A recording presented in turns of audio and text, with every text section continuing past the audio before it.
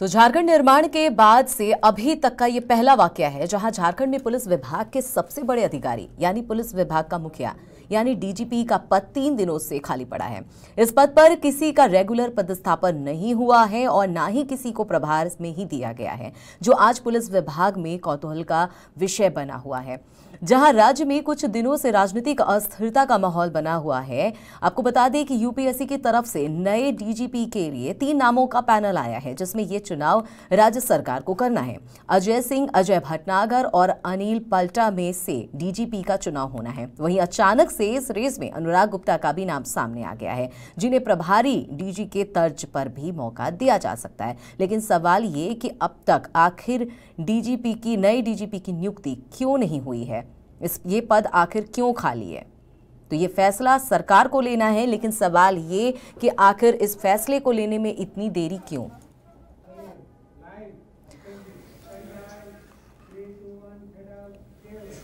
तो लगातार सवाल यही उठ रहा है कि आखिर झारखंड को नया डीजीपी कब मिलेगा, लेकिन इसमें इतनी देरी क्यों हो रही है? और इस पर हमसे बात करने के लिए हमारे सहयोगी अभिषेक भारती हमारे साथ जुड़े हुए हैं। अभिषेक, लगातार चर्चाओं का बाजार गर्म है।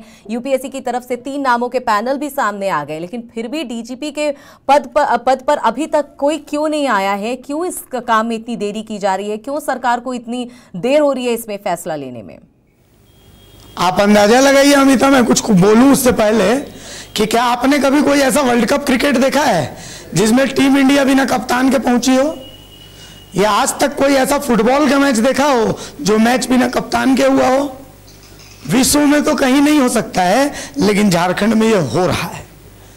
फिलहाल झारखंड पुलिस बिना कप्तान के पूरा वर्ल्ड कप खेल रही है।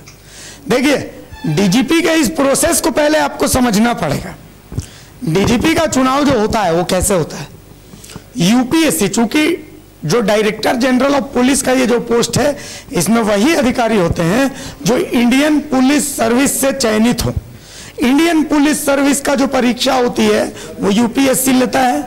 तो यूपीएससी का एक पैनल, अधिकारियों का एक पैनल तय करता है कि कौन कौन झारखंड के सीनियरिटी लेवल के आधार पर कौन कौन डीजीपी बन सकते हैं।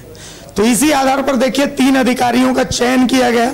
यूपीएससी ने चुना कि भाई सीनियरिटी लेवल पर आधार पर नीरज सिन्हा के बाद अब या तो अजय सिंह या फिर अजय भटनागर या फिर अनिल पल्टा, ये 3 अधिकारी सीनियरिटी लेवल पर ऐसे हैं जो कि झारखंड के डीजीपी बन सकते हैं। लेकिन चूंकि एमवी राव के टाइम पे हमने देखा है कि भाई इन 3 नामों के इतर भी अगर सरकार चाहे तो एक प्रभारी डीजीपी नियुक्त कर सकती है, जब तक वो नए डीजीपी का सिलेक्शन नहीं करती है।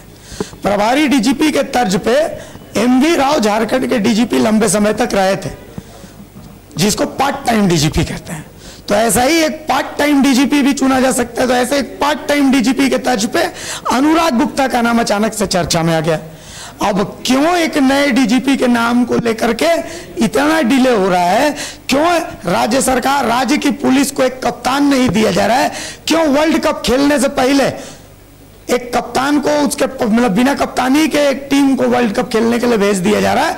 यह समझ से परे। और झारखंड का विपक्ष भी यही सवाल उठा रहा है। झारखंड का विपक्ष, बाबूलाल मरांडी के कल के ट्वीट को अगर आप देखेंगे तो उस ट्वीट में उन्होंने ये सवाल उठाया है कि भाई आखिर जब यूपीएससी की तरफ से 3 डीजी का पैनल आ चुका है कि भाई इन लोगों में से किसी एक को चुनना है, तो भाई आखिर ऐसी कैसी व्यस्तता है? हालांकि एक अंदर की खबर मैं आपको बता देता हूं कि अजय भटनागर ने राज्य के राजीव अरुण एक्का, जो मुख्यमंत्री के सचिव हैं, उनसे मुलाकात करिए। मुख्यमंत्री के आप सचिव हैं, उनसे जाकर के मुलाकात करिए। और उनसे मुलाकात के कई मायने लगाए जा रहे हैं। संभवतः ऐसा कहा जा रहा है कि अजय भटनागर को नियुक्त किया जा सकता है। जिस तरीके की वो मुलाकात है, उस मुलाकात के एवज में ये कहा जा रहा है कि अजय भटनागर हो सकता है इस रेस में सबसे आगे चल रहे हैं। लेकिन देखिए, कयासों का बाजार तो सबके लिए गर्म है। कई जगह तो ऐसा हुआ कि अजय सिंह को घोषित कर दिया गया कि भाई अजय सिंह राज्य के नए डीजीपी बन चुके हैं। कई ऐसी मीडिया रिपोर्ट्स आई कि नहीं, अजय भटनागर बन चुके हैं। लेकिन हम कच्ची खबर नहीं दिखाएंगे, हम इंतजार करेंगे राज्य सरकार के ऑफिशियल नोटिफिकेशन का कि राज्य सरकार किसको डीजीपी चुनती है। और उसी नोटिफिकेशन के बाद हम आपको जो जनता है, जनता को हम समझाएंगे कि भाई झारखंड का अगला डीजीपी कौन होगा।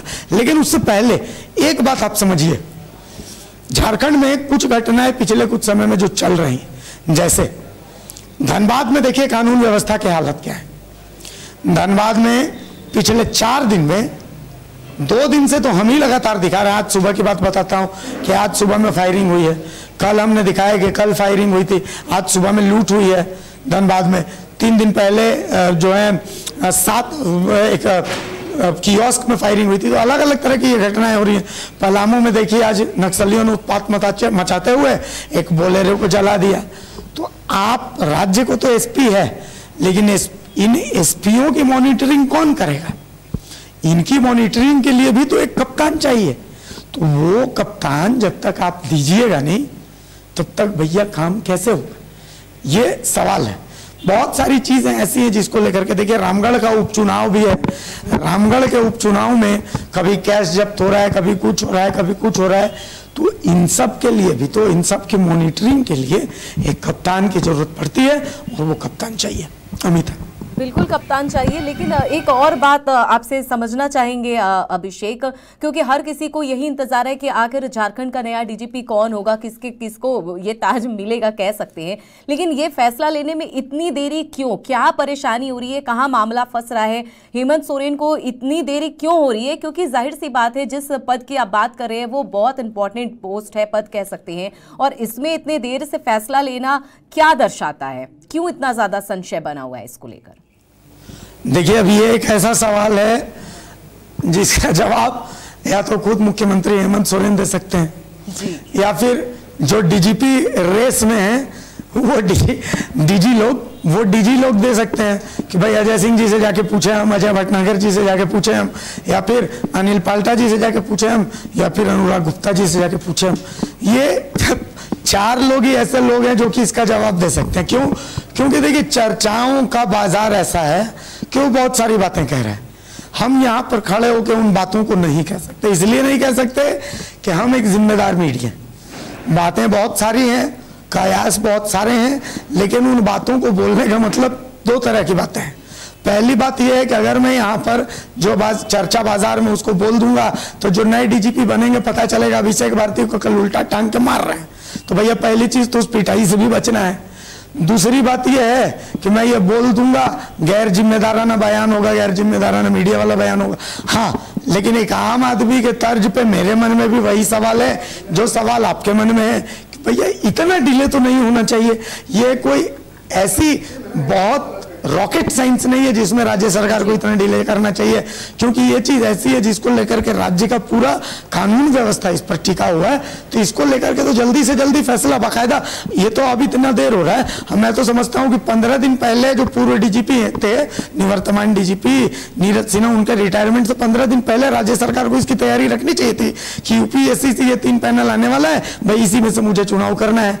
तो राज्य सरकार की ऐसी क्या मजबूरी है, वो तो राज्य सरकार को ही जानना चाहिए। अमिता, चलिए, हमसे जुड़ने के लिए, बात करने के लिए शुक्रिया अभिषेक। तो जाहिर सी बात है कई सवाल हैं, और ये सिर्फ हमारा या लाइव 7 का सवाल नहीं है, ये तमाम ऐसे लोगों के मन में ये सवाल उठ रहे हैं कि आखिर बिना कप्तान कैसे झारखंड पुलिस लाठी भांज रही है। आखिर कब तक झारखंड को नया डीजीपी मिलेगा? और ऐसे में यूपीएससी पैनल की तरफ से 4 नाम जो है वो भी सामने आ चुके हैं, लेकिन अब तक झारखंड सरकार कोई इस पर फैसला नहीं ले पा रही है।